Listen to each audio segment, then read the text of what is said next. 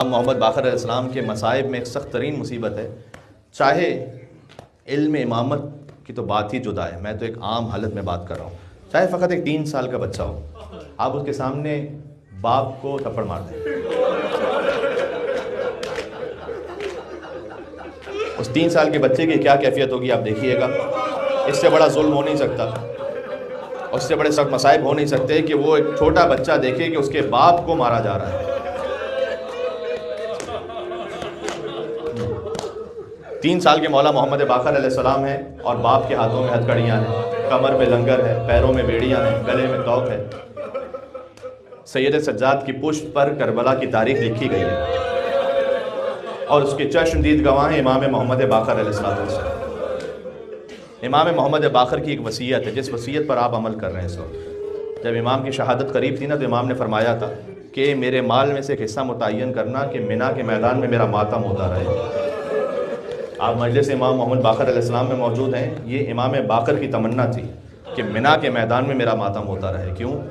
7 ذی الحجہ جب آتی ہے نا امام کی شہادت کی تاریخ، سارے حاجی مدینہ سے جا چکے ہوتے ہیں، جو حج کرنے والے ہیں وہ مکہ پہنچ چکے ہوتے ہیں، تو 7 ذی الحجہ کو کوئی حاجی زائر مدینہ میں ہوتا نہیں ہے، جنت البقیع ویران ہے۔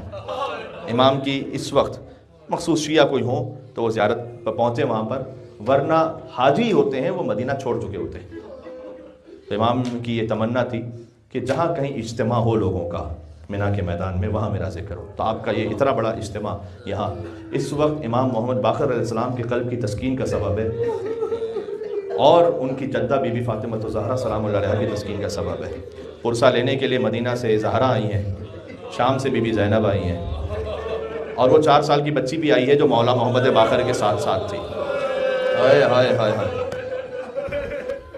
امام محمد باقر ہی نے تعلیم دی کہ دیکھو میرے جد حسین کے روضے پر جاؤ تو کہو السلام علیک یا ابا عبداللہ وعلی الارواح التي حلت بفنائک، ایسے زیارت عاشورہ پڑھو، ایسے کہو کہ اللہم لعن اول ظالم ظلم حق محمد وآل محمد وآخر تابع له علی ذلك، اللہم لعن الإصابة التي جاہدت الحسین وشایعت وبایعت وتابعت علی قتل، اللہم لعنهم جميعا۔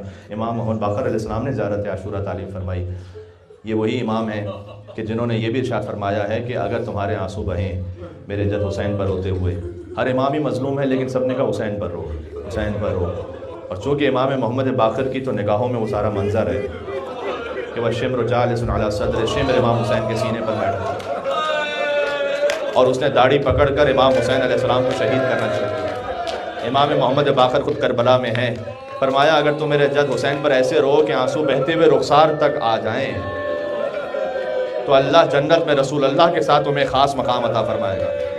لہٰذا اگر آپ رو سکیں، آنکھیں نم ہو جائیں تو کوشش کریں کہ اتنا بھی رو لیں دوران مصائب کی آنسو بہتے ہوئے رخسار تک آ جائیں، اور اگر نہ آ سکیں تو خود آپ اپنے آنسوؤں کو لے آئیں اپنے ہاتھوں سے رخسار تک، کیا مولا محمد باقر میرے رخساروں پر آپ کے جد حسین کے نام سے آنسو ہیں۔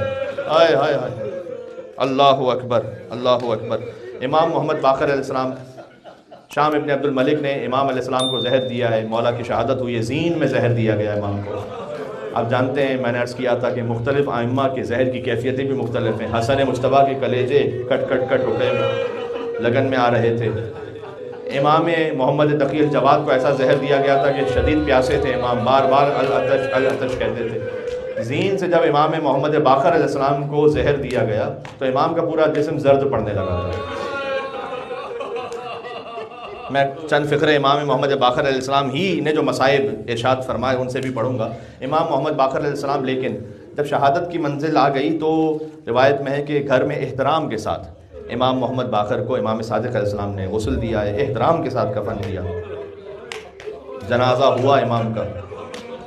حسین کے جیسا دن تو کسی کا دن ہے نہیں، کسی امام کا جنازہ 3 دن تک بے گور و کفن کربلا کی زمین پر حسین کی طرح نہیں رکھا۔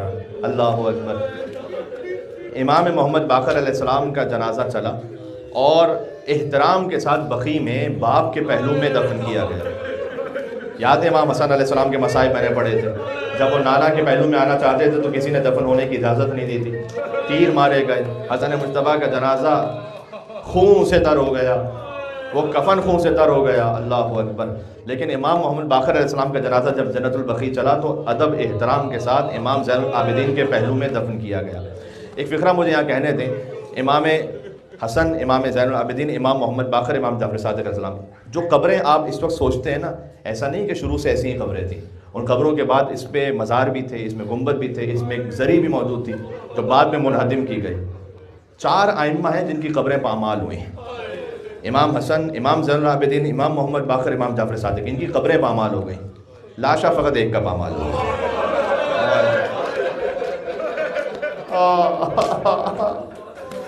اس پامالی کی کیفیت بھی یہ تھی کہ ہر قبیلے والا آیا اور اپنے اپنے شہیدوں کے لاشیں اٹھا کر لے گئے. آخر میں ایک بہن دیکھ رہی تھی کہ کوئی سید کا لاشا بھی لے جائے گا، کوئی مظلوم کا لاشا بھی لے جائے گا، لیکن دائیں طرف کے گھوڑے بائیں طرف، بائیں طرف کے گھوڑے دائیں طرف. کم از کم 10 گھوڑ سوار لکھے ہیں، 10 گھوڑے ایک حسین کے بدن پر بار بار دوڑتے تھے. انہوں نے لوہے سے نال بندی کی تھی. اب عبداللہ حسین علیہ السلام کا جسم کچل گیا، ٹکڑے ٹکڑے ہو گیا. اس لیے جب بیٹی پہنچی نا باپ کے لاشے پر، تو سینے پر سونے کی جگہ نہیں تھی. تو روایت میں کہ قدموں میں سر رکھا سکینہ نے. شام غریبہ قدم